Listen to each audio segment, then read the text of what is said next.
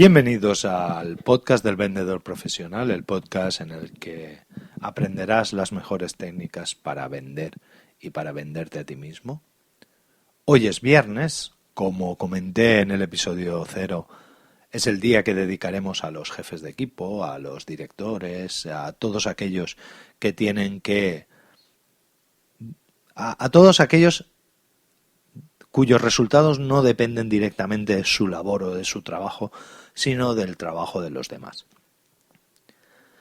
Hoy, para empezar, pues quería empezar un poco a definir cómo es un buen jefe, ¿de acuerdo? Todos queremos buenos empleados. Yo en el tiempo que llevo dirigiendo equipos y en el tiempo que llevo asesorando y formando directivos, me encuentro con que todos los directivos quieren tener empleados perfectos.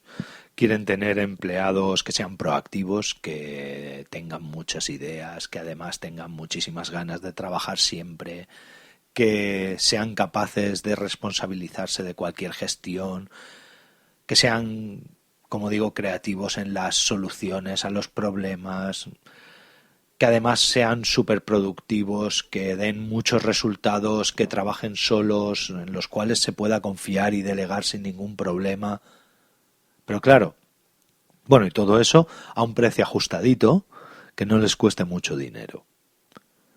Pero claro, la mayoría de los jefes, como os digo, piensan que ellos van a conseguir este tipo de empleados y para ello solamente tienen que darles ánimos, solo tienen que darles charlas. Yo no sé si será culpa de este espíritu del coaching y del espíritu del liderazgo positivo y optimista que invade las empresas, sobre todo las empresas españolas. En el resto de empresas del mundo no suelen ser así. Van más dirigidos a procesos, van más dirigidos a metodología, pero en cambio en España y en los países iberoamericanos como que triunfa esto del pensamiento positivo, del pensamiento optimista.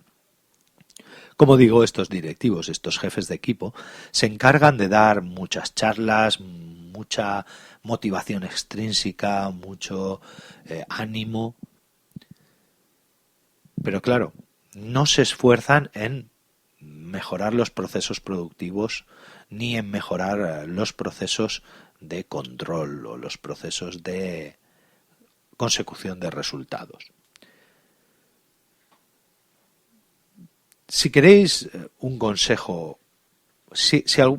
cuando algún directivo o algún jefe de los que viene a mis cursos me dice: Carlos, pero dame un consejo que me valga desde ya y para siempre. Yo siempre le doy el mismo consejo. Si quieres conseguir que tu gente trabaje y que trabaje contenta y trabaje mejor, facilítales la vida.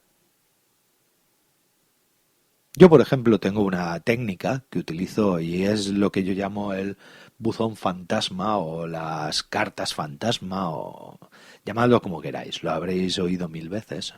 Son esa especie de... Yo, en mi caso, era un buzón que estaba en la puerta de la sala de reuniones y antes de cada reunión abríamos el buzón, veíamos las sugerencias que había ahí.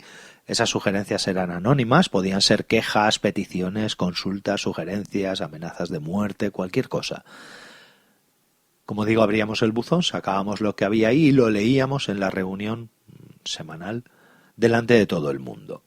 Y ahí mismo, en esa reunión semanal, yo o el jefe que le tocara se tomaba nota de las propuestas o de las quejas o de las consultas que aparecían en esas notas anónimas, por supuesto, y al cabo de 2, 3, 4 días tenía que mandar un correo a todo el equipo diciendo sobre ese problema que había mencionado delante de todo el mundo y con el que se había comprometido, primero, si tenía solución o no, si esa solución entraba dentro de los planes estratégicos de la empresa o no, y por qué, es decir, daba explicaciones de si tenía que descartarla, el por qué tenía que descartarla. Pues si había alguna que fuera en contra directa de los planes estratégicos, pues obviamente se descartaba.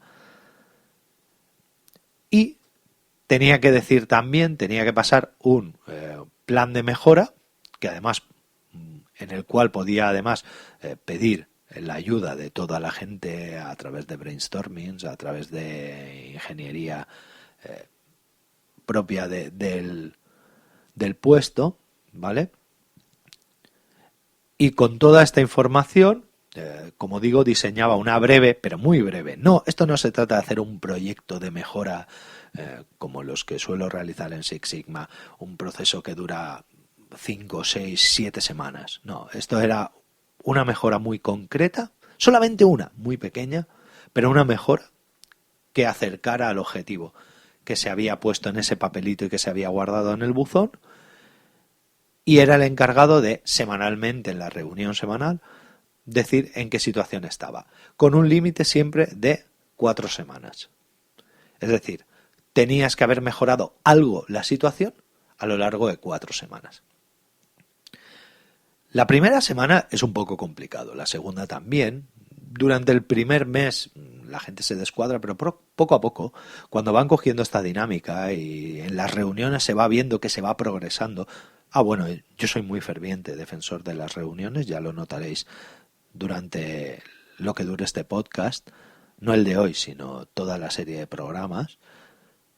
Yo me gustan mucho las reuniones, pero eso sí, las reuniones cortas y las reuniones muy, muy concretas, sobre un tema muy concreto, con la gente precisa que se necesite para ese tema.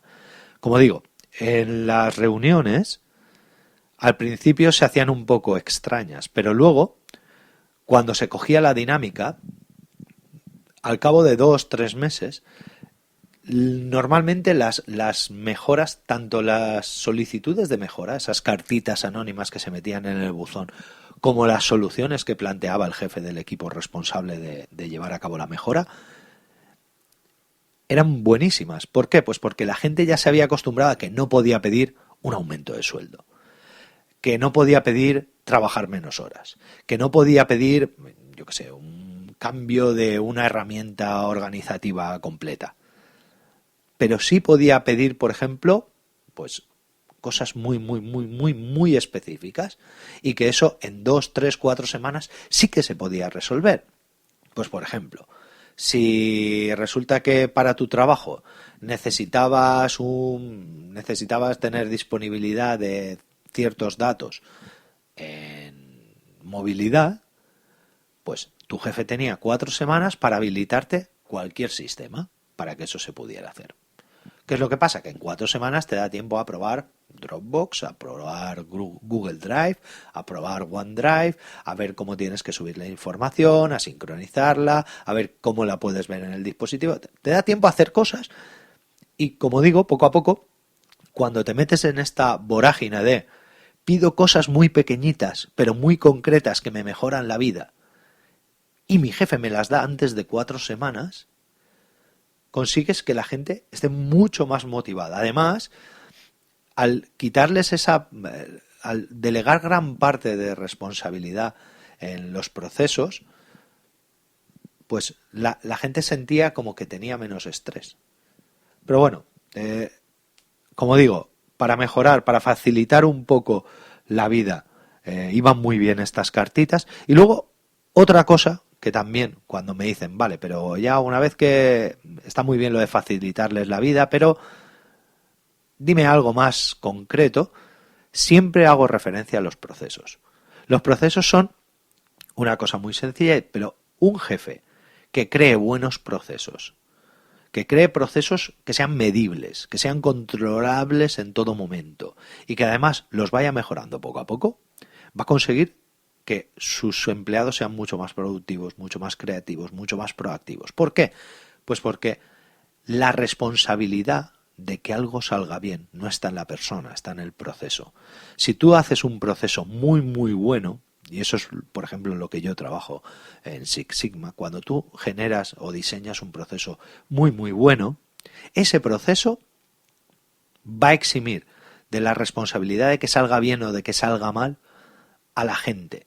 Con lo cual, al no tener ese estrés, trabajan mucho más contentos y mucho más motivados. Y si además saben que el proceso es bueno, que les va a llevar poco tiempo, que hacer las cosas, como digo yo muchas veces, hacer las cosas según el protocolo te va a llevar menos tiempo que hacerlas a la marimorena, al final las harás por el protocolo. ¿Por qué? Pues porque va a ser más rápido, va a ser más eficiente y te va a traer menos problemas después. Así que, querido amigo, si eres directivo o eres jefe de equipo o eres el líder de tu manada de los Boy Scouts, tómate nota de estos dos consejos.